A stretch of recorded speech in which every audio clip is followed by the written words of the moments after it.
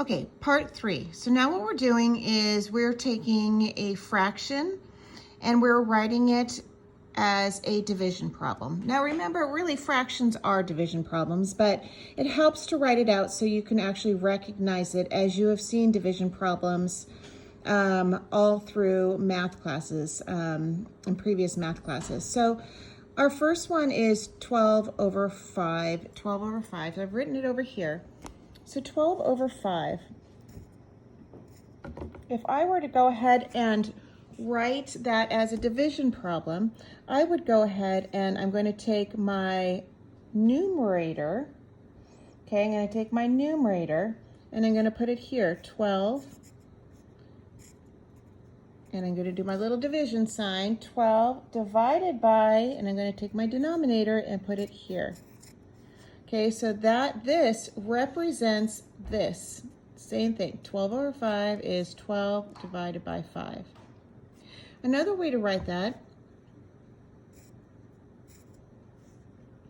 is if we were to do 5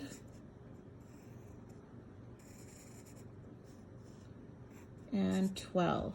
5 and 12. So that's another very familiar division sign that you've seen. Because again, remember this right here, if you look right here, 12 over 5, that is an improper fraction, which we've been talking about.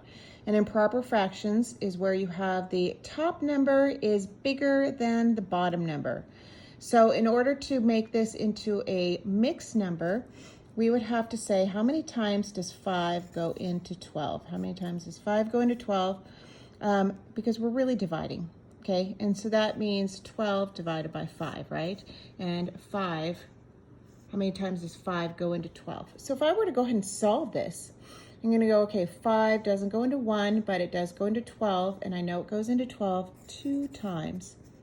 2 times 5 is 10. And we're going to subtract. 12 minus 10 is 2, which means we have a remainder of 2. Another way to write that is to do it in a fraction form. So you have 2 as a whole number. We have a remainder of 2, and that is out of 5 parts. So you're going to take the denominator, and it's still going to be the denominator. So the mixed number is going to, for 12/5 is going to be 2 and 2/5. Okay, 2 and 2/5. Okay, let's go ahead and take another one. Let's go ahead and take a look at B. B is 65 over 9. 65 over 9. So I'm going to go over here. 65 over 9, which I can also write it. Again, the numerator is going to go first. So it's going to be 65 divided by 9. 65 divided by 9. Okay, another way to write that is, and the reason we do this in this way is because it's a little bit easier to work the problem than in this way. So if I were to do it this way, with this problem, I'm going to go 9, our denominator goes on the outside, numerator goes on the inside, 65. Okay, and remember, so looking at this fraction, this is an improper fraction because the top number is bigger than the bottom number, which also means that this fraction is greater than 1. It's greater than 1 because the number on top is bigger than the bottom. 65 is obviously greater than 9. So I'm going to come over here in order to change it into a mixed number. Because to change it to a mixed number, I need to figure out how many times does 9 go into 65.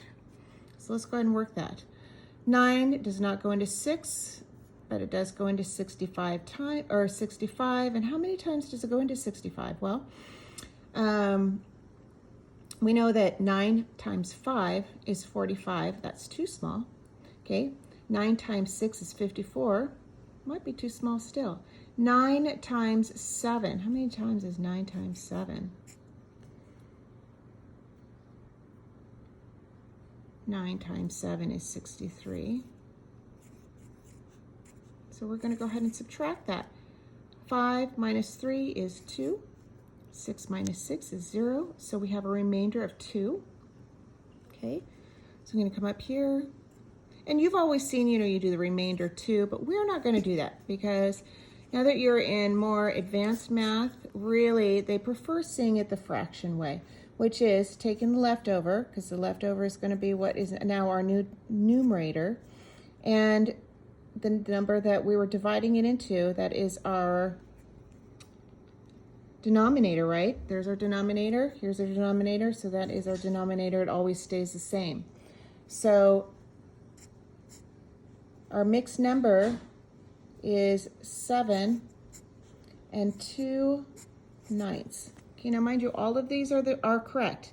6/9, 65 divided by 9, 65 divided by 9, and again, 7/2/9. These are all equivalent, all ways of writing that number. Okay, looking one more, we're going to do C. C is 42/7. 42/7.